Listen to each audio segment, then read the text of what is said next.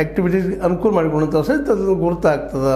ಇದರಿಂದಾಗಿ ಅದು ವಿಶೇಷವಾಗಿ ಅದರಲ್ಲಿ ಇರುತ್ತಿರುವಂಥ ಒಂದು ಅಂತಾರಾಷ್ಟ್ರೀಯ ಸಂಖ್ಯೆ ಮೂಲಕ ಅಂತ ಹೇಳ್ತಾ ಇದ್ದಾರೆ ಅವರು.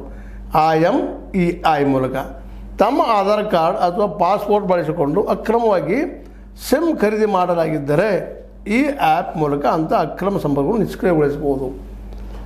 ನಿಮ್ಮ ಮೊಬೈಲ್ ತುಳು ಮಾಡಿಕೊಂಡು ಅದರಲ್ಲೇ ಮತ್ತೊಂದು ಅಕ್ರಮವಾಗಿ ಯಾವುದೋ ಸಿಮ್ ತೊಗೊಂಡು ಹಾಕಿ ಮಾಡಿಸಿದ್ರೆ ಇಲ್ಲಿ ಇದ್ಕೊಂಡು ಈ ನಂಬರ್ ಮೇಲೆ ನಾವು ನಿಷ್ಕ್ರಿಯ ಮಾಡ್ಬೋದು ಅಂತೇಳಿ. ಅಂದರೆ ಇಲ್ಲೇ ಗದ್ದಲಗಳಾಗೋದಿಲ್ಲ ಅನ್ನೋದು ಒಂದು ಸರ್ಕಾರ ಕೊಡುತ್ತಿರೋಂಥ ಕಾರಣ.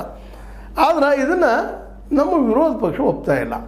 ಯಾಕಂದರೆ ಇದು ಇನ್ನೊಂದು ಪೆಗಾಸಸ್ ಅಂತೇಳಿ ನಾವೇನೋ ನಮ್ಮವ್ರ ಜೊತೆಗೆ ಮಾತಾಡೋದಾಗಿರ್ಬೋದು, ಮತ್ತೇನೋ ಇರ್ಬೋದು, ರಾಜಿ ಚರ್ಚೆ ಆಗಿರ್ಬೋದು, ಮತ್ತೊಂದು ಚರ್ಚೆ ಇರ್ಬೋದು, ಆರ್ಥಿಕ ಚರ್ಚೆ ಇರ್ಬೋದು, ಇವುಗಳನ್ನೆಲ್ಲ ಮಾಡೋದಕ್ಕೆ ಇದೊಂದು ಕಣ್ಗಾವ್ರು ಇಟ್ಟುಬಿಡ್ತಾರೋ ಅಂದರೆ ಕವಲ ಮಾಡೋದಕ್ಕೆ ಇವೇನು ಮಾಡ್ಲಿಕ್ಕೆ ಇದ್ದಿದ್ದಾನಂತೇಳಿ ಅದಕ್ಕಾಗಿ ಆ್ಯಪನ್ನು ಬಳಸ್ಕೊಳ್ಳೋ ಸಾಧ್ಯತೆ ಹೆಚ್ಚದ, ಸಂಚಾರ ಸಾಧ್ಯತೆಯಲ್ಲ.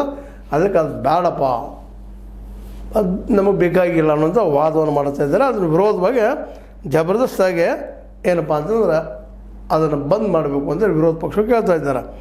ಜನರ ಹಕ್ಕುಗಳಿಗೆ ಚ್ಯುತಿ ಉಂಟು ಮಾಡುವುದು, ನಿಯಂತ್ರಿಸುವುದು, ಗೂಢಚಾರಿಕೆ ಮಾಡುವುದು, ಕಣ್ಗಾವಲು ನಡೆಸುವುದು BJP ದಬ್ಬಾಳಿಕೆ ಆಡಳಿತದ ವಿಶಿಷ್ಟ ಲಕ್ಷಣವಾಗಿವೆ.